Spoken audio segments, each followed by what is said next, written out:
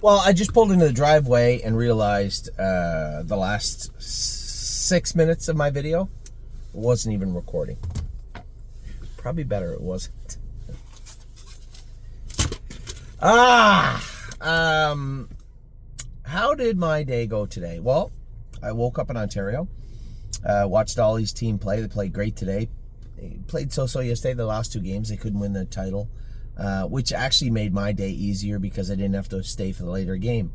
But that quickly changed because now it meant that I could leave earlier. I could actually go to Northfield in time to warm up Spitfire Overseas. I literally just got there in time to warm up Spitfire Overseas. And it was important that I warmed him up because I wanted to get a feel for him on a half too. I don't even remember training Spitfire Overseas on a half before. I know that, I think Jason said that Eric trained him in 2 minutes. It must have been like a month ago, maybe 2 months ago. He said, I watched him go. The horse looked really good. I'm sure he'll race over this track. But still, somebody's saying he will, and him actually doing it. There is a wide berth there that needs to be connected. So I wanted to warm the horse up. And then also, we have the horse hung up for the Meadows and for Mohawk. This is a half-mile track. First time he's ever raced on one in a pari-mutuel race. The things need changed. Actually, oddly enough, we let his hobbles out tonight. Thought they were a little tight at the Meadows, and he does not like them tight. But they have to be present. They just can't be like zinging tight. He doesn't like them tight at all. So we let his hobbles out. Now they were out second hole in the bike, longest hole in the hobbles, but there's that much strap left. So we punched a hole, made a hole, another hole in the hobbles. So there's still longest hole, second in the bike. I knew I was going to get away, 6th, 7th. Justin Horse makes a break behind the gate, and I'm like, I guess I'm going to get away 6th. I thought for a second I might get away ahead of Greg going into the first turn, but I couldn't put him on the run again. I can't. He's a trotter. He's never raced on a half. You have to approach it a little conservatively, right? And he can't leave anyway. So I knew going into the race I was likely going to away 6th or 7th. That's where I got away. Let's deal with it. Now, the entire night was rowdy at Northfield. A number of parking tickets handed out. And it was, and I had a couple of them. And it was a weird night. I don't know, was it full moon? I don't know. Maybe it is. Spitfire gets away 6th. Aaron gets stretched 27, 55 and 3. In a race that usually goes in 55, 56, 54 maybe. Now again, I'm looking at the big half pop up. I'm saying I'm pretty close. I'm close enough. This has to benefit me, but I still don't know what Spitfire's going to do. I start him up. Chris Lem starts out in behind his stable entry, realizes that he's probably spinning his wheels, and goes back to the inside. Well, I'm not. As soon as I catch up to him, I just float him out 3 deep. I don't even tap the brakes. And I come with him. Spitfire Overseas trots the last turn great and gets up and wins. I knew he was a winner around the last turn. But I pull up and I said to Jason after the race, come back from the winner's circle, I said, I guess we got an open trotter at Northfield. And he goes, it wasn't pretty. But he's one of those weird horses where what you see on the TV is not what I'm feeling in the race bike. He did not feel as rough as he looked. He did look bumpy in the video with your eyes, but that is not the feeling I got from sitting behind the horse.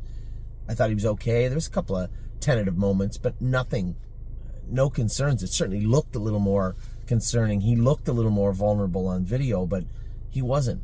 And I don't know how else to articulate it to you. The horse raced well. That was not our first horse of the day. Woodmere Betcha was our first horse of the day, racing in Summerside PEI. She was racing for $21,000, which to me seemed like an extraordinarily high amount of money for a stake race in the Maritimes. I hope they have more of them. Woodmere Betcha went out of there, and I thought that Adam made the right move with the filly, put her on the front. His affiliate just won in 55 in Truro. I don't really know the horses that well, but it seemed like the winning move. Her body language as he started into the backstretch certainly looked like she was poised to win or be close. And then she rolls off stride. getting into the backstretch. Horses, pacers don't make breaks like that. Dangerous ones, sore ones will. And that was my concern. My concern was probably the same as yours. If you're one of my partners out there watching this, did she get hurt? I waited about an hour and I text Smitty. I said, Philly okay? Question mark.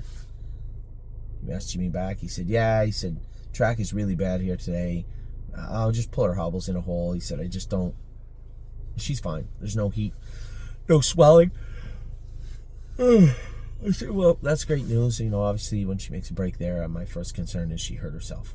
And he said, no, she's fine. No problems. He said, all right, it's just the way it is. So then I win the Open. I'm feeling on top of the world. I'm still very undecided about Save America, and I walk up to the horse. Jason's there. I said, how is he? He said, a great week. I put the closed bridle on him. We took the snake cord off and put a mini bit on him. Should be ready to rock. Okay. I score him down. He feels great. Not like he did the first night I drove him. Remember, the first day I got parked, the horse had tied up. I didn't know that. I didn't know the horse well. I just thought that he was a slam dunk to be 1-2. I didn't rev him up before the race, and I got parked the whole way.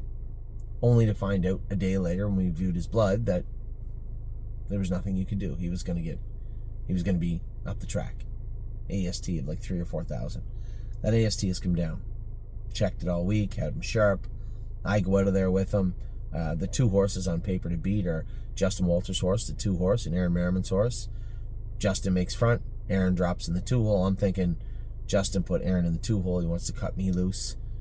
Justin's horse gets out of gear in the first turn. He comes back up pacing. I get right to him. When he lands down pacing, I think, all right, I'm going to clear to the front. I'm going to tap the brakes. If he feels good, I'm going to let him roll along. If Aaron comes, I'm probably going to have to let him go. But all is well. All is not well. I get up alongside Justin, and he sits up. Now, told me after the race the horse was hitting the bike, and the horse did hit the bike a couple of times. But the idea that your horse ran away with you 26, 53, and 3, well, listen. I was born at night. It wasn't last night. I know exactly what took place. And that's a choice he made. And I've been on that side of the fence where you've done something maybe in hindsight you wish you hadn't have done. That's life. And that's just not horse racing. Right? We all have those moments. And this game, I've said it to you a million times, will make you feel stupid on both sides. But this is a sport. We're racing for money. I'm accountable to you, our clients, especially the clients that own Save America. I'm accountable, as he is, to the people that bet the race. And I just can't for the life of me figure out parking, one of the favorites, a half in 53 and 3 with the favorite on your back would end well or be a wise move. It just didn't seem wise. And I, the thing that set me off was the fact that this is the second time it's happened to this horse in 2 weeks, 3 weeks. I felt bad for the owners. I felt bad for the horse. And it was needless. There was no need of it. You cut me loose at the very least. I'm going to take you to the head of the lane. You don't have to worry about me, getting stuck behind this horse. This horse paced 48 and a piece last year. Right? A nice horse. So I boiled over. I told the young man exactly what I thought after the race. In not so many words. And then I pulled up, and his trainer also came over, and he's for some reason videoing the whole thing, which I'm not really sure why. And he's yelling at me that I can't talk to his driver like that, to which I told him I most certainly can. I didn't threaten anybody. I didn't punch anybody. I didn't shove anybody. I didn't do anything overt. But I was loud. I was a little angry. It's one of those situations where, for the young lady that's the paddock judge and the vet and other people there, maybe they thought less of me after the entire ordeal. And you know what? I'm a human being, and this is racing. This is a sport. We're all competing for money. We all have responsibilities, as I do, to you, to the horse, to the betting public. And when things, they just didn't add up. I don't know. I can't. If I can put myself in your shoes, and I can say I could see why you would do that. It's hard for me, and we'll talk about it. Listen, I got parked 3 races later. Different situation. It happens. There's not much you can do about it. Obviously, you can see I'm a little tame now. I'm a little more. This is Anthony. This is what I usually am. It takes a lot to get my engine started. But I can boil over as good as anybody else. And I certainly did tonight. Anyway, I was angry. I was disappointed. I was frustrated. I suppose I was a little bit embarrassed. And at the end of the day, a lot of people know that now. So, you never want to see that happen. But at the same time, I'm a passionate person. I show emotion, same as a lot of people in my situation. And it wasn't in a threatening way, but I was loud. And the explanation I gave to what I thought of the situation may have had some expletives in it. But I still feel the same way. I'm just a little more cooled down now. The horse that I thought had the best shot of the entire night was Greatest Ending. I thought he was coming in great. We're starting to see flickers of consistency. I was really happy with the race 2 weeks ago. I was mildly happy with last week's race, but I knew that he was going to get a racehorse trip tonight. He was going to get off the gate. Aaron was likely going to go out of there. As soon as we started out of the first turn, I was going to quarter pole to the front. I knew that all I wanted to do was make sure that I got to the front before Chris Page. That's it. I was watching him in the first turn. As soon as I cruised over to the front, Chris must have dropped in the 3 or 4 hole. Now, I wanted to see what would happen down the backstretch. I could hear Chris coming. I kicked the earplugs and, hit Greatest Ending a swat. It was game on. I was so proud of the way he raced tonight. He never got out of gear. He never let up. He was just a professional racehorse tonight. And that was a good mile. 53-1 was a very good mile over that track tonight. The track was not great. In fact, the weirdest thing, there was like a dip in it halfway down the backstretch for the last race. I did just want to get off and climb into that dip, but it was there halfway down the backstretch. So Greatest Ending race, fantastic. Now, Neptune, I thought, had a great shot. I thought he raced very, very well last week. The week before, he had bled a little bit. There was some issues we were working on. Now he was back in 4 days today. As we come out of the gate, right, there's a few horses in there. You have the 5 horses taking a lot of money. That is Braden Rhodes' horse. The rail horse with Kurt Sugg looks like he's got some talent. And the 9 horse is Aaron, right? A tough horse. That's the other horse to beat. Now, I'm supposed to be the best horse in the race, but still horse race. I go out of there. Braden's kind of looking at me, and I think he was going to cut me loose, but I couldn't get to him. And as we leave the gate, I'm thinking to myself right away, Braden's obviously about to make front. Kurt Sugg's going to fill the 2 hole. Aaron's in the 3 hole. If I get stretched hard to make the lead, Aaron's coming, right? If I duck him in the 4 hole right now, Aaron's coming, and Braden's going to cut him loose. Now, the 2nd and 3rd favorites are going to be sitting 1-2, and I'm going to have to come first over to the 4 hole. And there's no guarantees that I can wait till the backstretch like I did the other night. Somebody may get me moving in front of the grandstand coming to the half, which would be bad. You know what? I'm just going to keep pushing to the front. It never really dawned on me that Braden Rhodes was going to park me.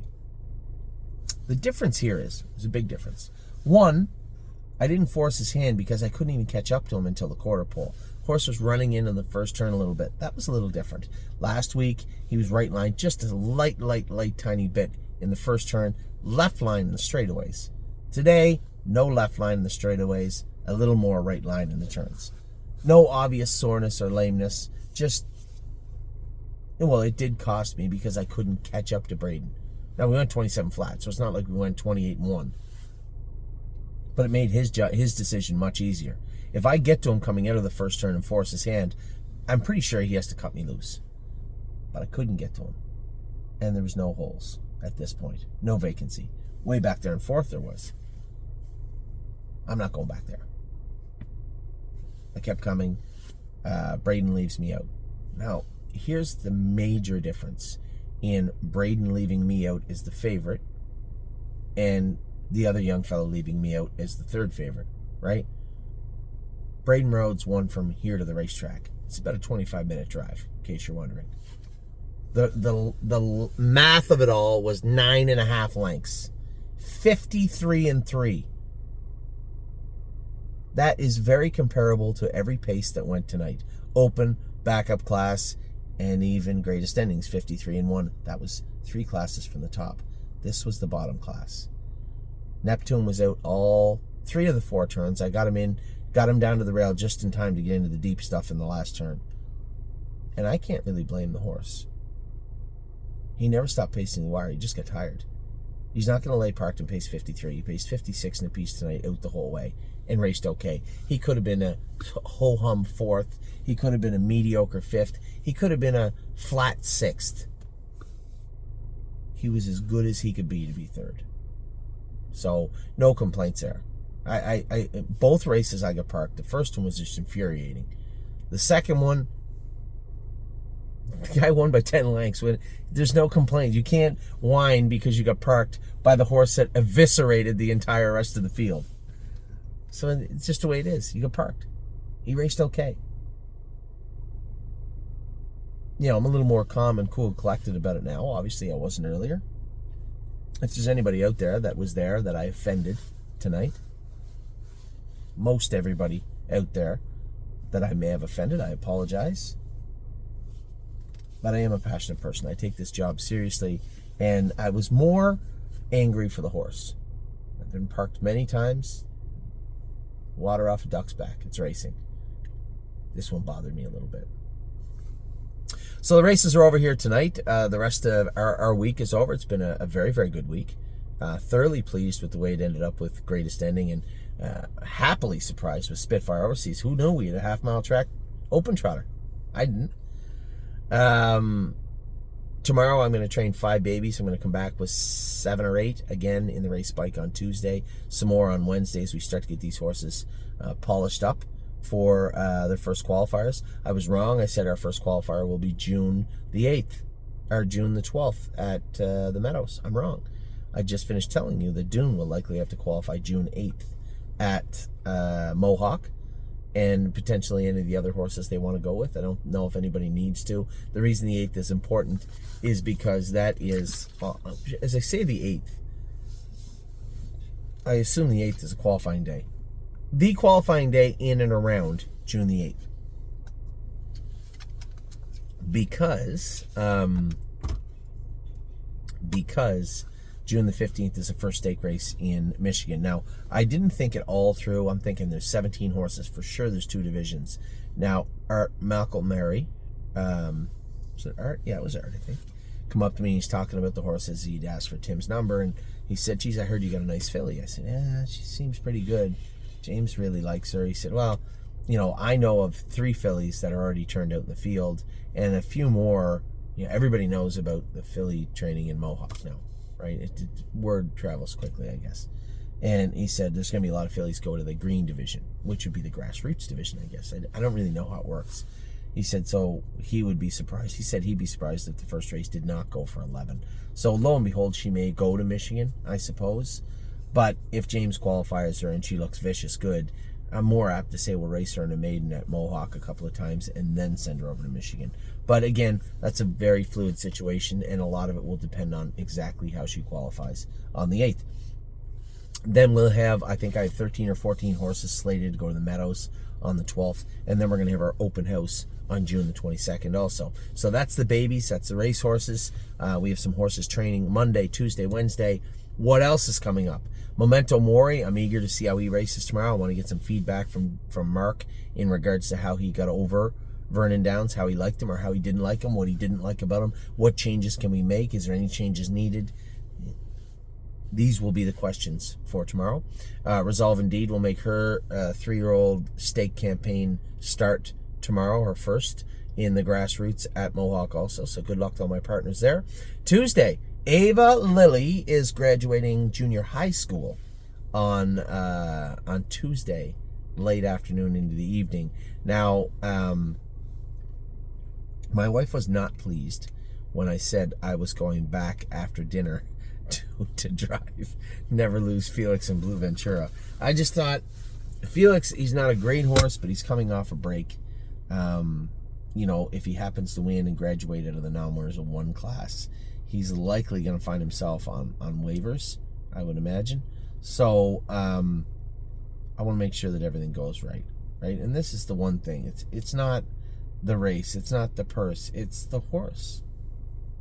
If he needs a little help, then I'm supposed to be there to help him if I can. And I'm not going to miss my daughter's graduation. I'm not even going to miss the dinner afterwards. But come, where's the time? I don't know what time they race. It doesn't say the time. 8:56. Come 8:56. Or a short runoff afterwards. I'll be, let's say 9:10.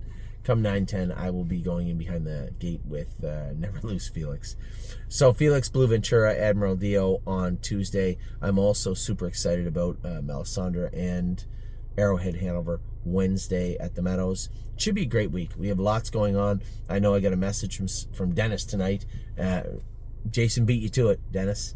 I told everybody I thought we were having trouble finding a class for Aunt Lily. There's one written Thursday for her. Gorgeous package. And Foxy Seaside at Scioto Downs. So I believe those three are going to be heading to Scioto on Thursday evening also. Now, am I going to make an appearance at the Meadows and Scioto? I don't know yet.